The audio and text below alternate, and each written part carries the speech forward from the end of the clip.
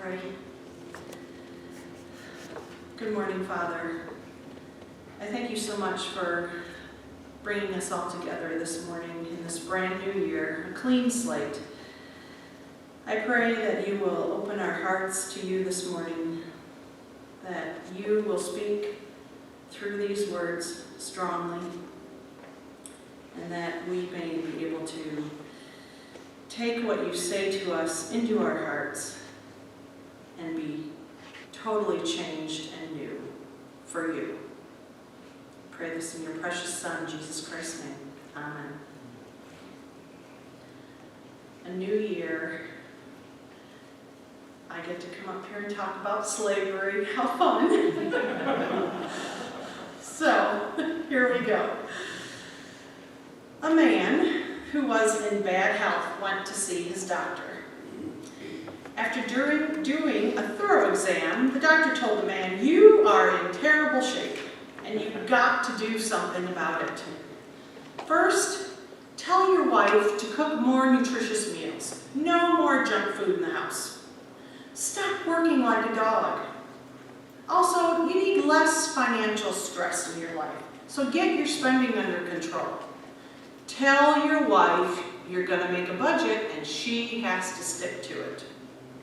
And have her keep the kids off your back for more time so you can relax. Unless there are some changes like these in your life, you'll probably be dead in a month." "Doctor," the man replied, "I'm sure this would sound way more official coming from you. Could you please call my wife and give her these instructions?" The doctor agreed, and the man headed home. When he walked in the front door, his wife ran to him sobbing. "Whatever is the matter, dear?" asked the man. "Oh, honey," she wailed, "I've just talked to your doctor, and it seems you've only got 30 days to live." Ah, yes. Change. It's a new year, 2020. Our thoughts turn to change. Have you made your New Year's resolutions yet? In all honesty, I'm still working on mine. It's not easy to change, is it? Habits that are ingrained just don't vanish because we decide we're going to try something new. And that's probably why statistics say that less than 10% of people who make New Year's resolutions actually keep their New Year's resolutions. Let's face it, it's just plain hard to change. So, let's pretend that we're God. We're looking down at the earth and we see the way people are treating each other, and we see the way they're talking to each other. And it pains us to think about it, because that's not how we had planned it. It's hard to change a person's behavior. It might be even harder to change a person's beliefs. Well, if you read the Bible long enough, you'll start to see that God has a lot of different ways to try to get through to us. But all of them involve some sort of radical element, radical actions, radical thinking, or radical words. Things that strike us hard because they go against what we think most of the time. For instance, our reading this morning from 1 Timothy from Paul.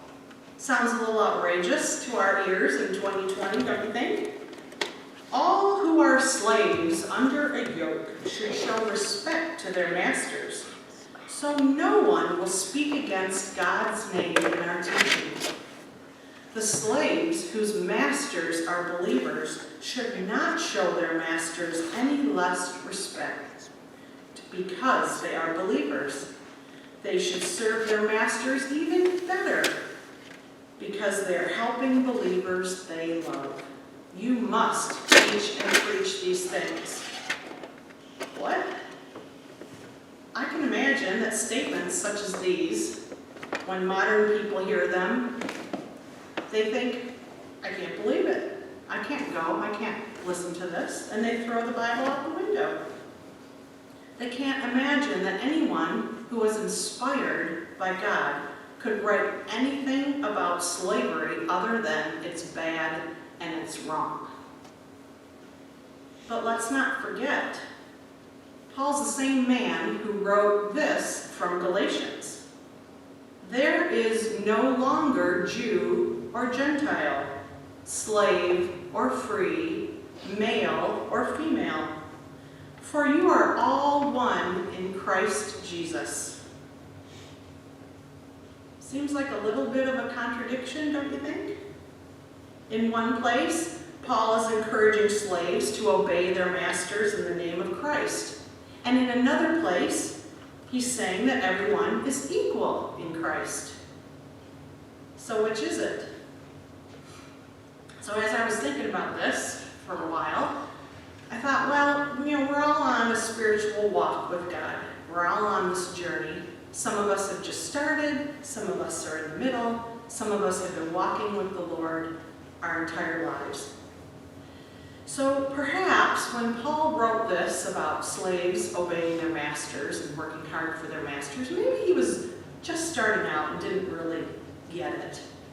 And then as he is walking along with the Lord and is becoming more mature, he decides, no, there really shouldn't be any slaves at all, and that, shouldn't have slavery.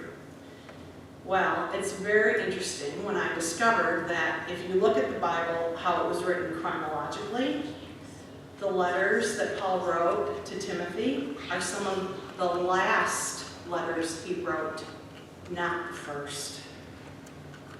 So how could Paul say that in Christ there is no slave or free, and then turn around and tell slaves to do all they could to serve their masters? It seems like the text from Galatians is saying that Paul's advocating for the abolition of slavery, but apparently not. No more than these verses from 1 Timothy mean that Paul was advocating for the practice of slavery. So I thought about this and prayed a little more, and I thought, well, maybe Paul, what he was doing here, under the inspiration, of course, of the Holy Spirit, was trying to help people accept their new identity in Christ, wherever they were in their life. He was helping them to change their beliefs about the divisions that society had placed on them. And that's why in the New Testament writings, we find lots of extremely radical teachings. Here's a few. Husbands, love your wives. What? Masters, treat your slaves well. And Jews, accept uncircumcised Christians, Gentiles Christians, into your church fellowship. Now, to you and I, right now, today, those all sound totally rational and right. But back in Paul's day, these ideas were extremely radical. In Paul's day, men were the head of the households, and their wives and children were often treated as property.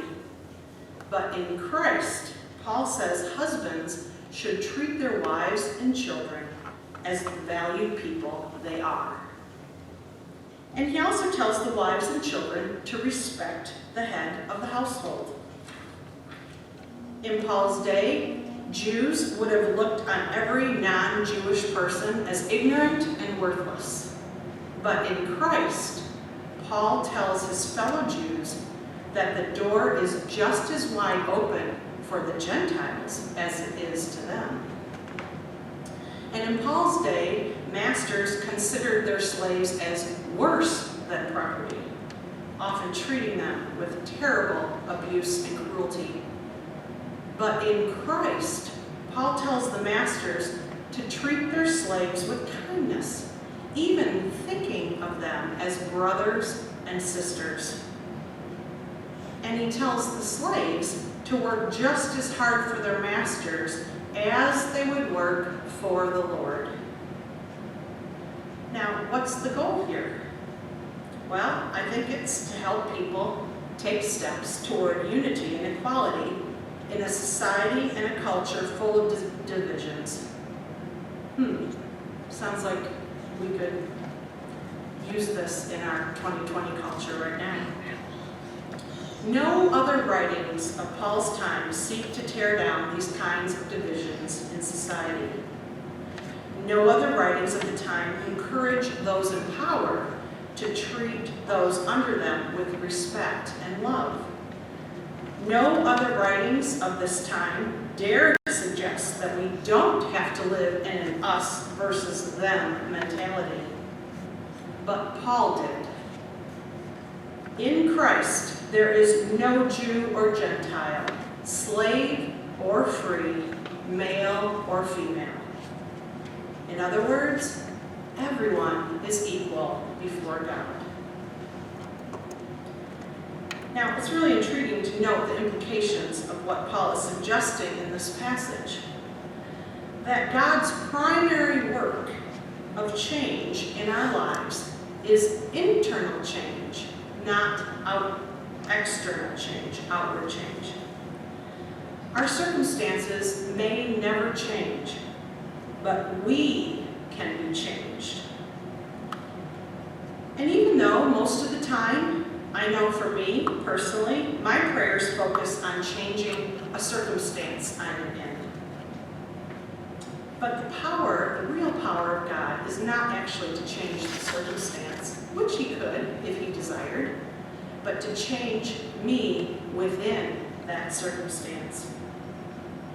And that's the really important thing to think about. When God works to bring about change in our lives, rarely does he work by changing the circumstance. Far more often, he changes us in the midst of the circumstance we're in. And I think that's how Paul could tell the Jews that being circumcised didn't matter in the least. And that's how Paul could tell slave owners to treat their slaves kindly. And that's how Paul could tell husbands that, yes, you really do need to love your wives. These were all radical ideas at the time. And really, I think God is still a radical. I know that there are some beliefs and misconceptions in my heart that he wants to get a hold of and change. And I bet you all could think of some too in your hearts that he would like to change. Are we willing to let those beliefs be overturned and upended? Or are we just looking for our circumstances to change? You know, I think we talk about freedom a ton, but Paul, I think, was touching on a totally different kind of freedom. He realized that the freedom God brings is not necessarily freedom from our circumstances, our suffering, or our position in life, but it's total freedom within those circumstances, whether they ever change or not. For a slave who rises within himself and serves his master as if he were serving the Lord has transcended his chains, even if he never lives a day in his life as a free man, he is free. And that's why it really doesn't matter who you are, where you've come from, where you're going, or where you're stuck today. Regardless, you're in the same boat as I am and everybody else. Nobody is better than you. Nobody is worse than you. We are all one in Christ Jesus. Now, I think understanding this good news about God, it may never change our circumstances, but it will change us, you and I, right here in our hearts. And that, my friends, changes everything. May God bless us with that kind of heart change as we journey into this new year with him.